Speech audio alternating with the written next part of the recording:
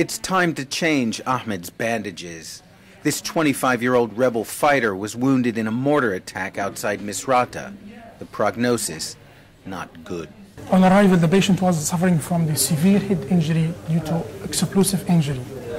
Shrapnel inside his brain, severe brain edema. So immediately craniotomy was done for him, but as the tension inside the brain coming out.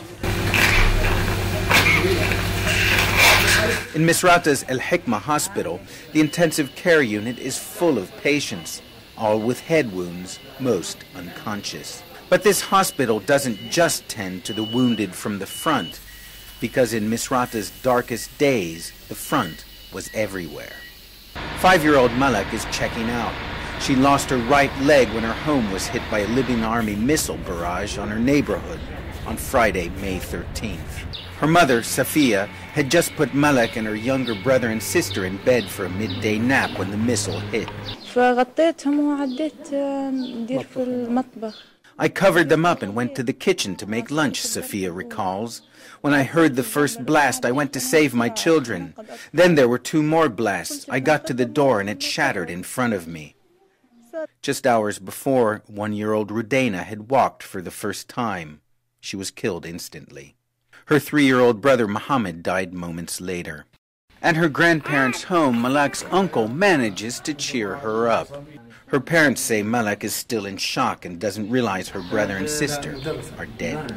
Gaddafi's forces have been driven away from Misrata.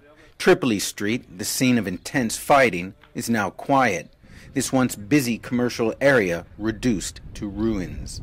In the vegetable market, the curious inspect the carcasses of Libyan army tanks hit earlier this month by NATO aircraft. Abdus Salam sold dates here in quieter times. He believes Muammar Gaddafi's days are numbered. He won't be around much longer, he says. He who did this destruction, who destroyed people like this, maybe tonight he'll die. He won't be around much longer. Nearby, residents have set up a makeshift display of the firepower the Libyan army pummeled this city with. 83-year-old Saleh reflects on Misrata's time in hell. We lived in fear, he says. There was nowhere to hide. They were bombing everywhere, here and there, with rockets and artillery. You can see it all here. But Misrata, he declares, still stands.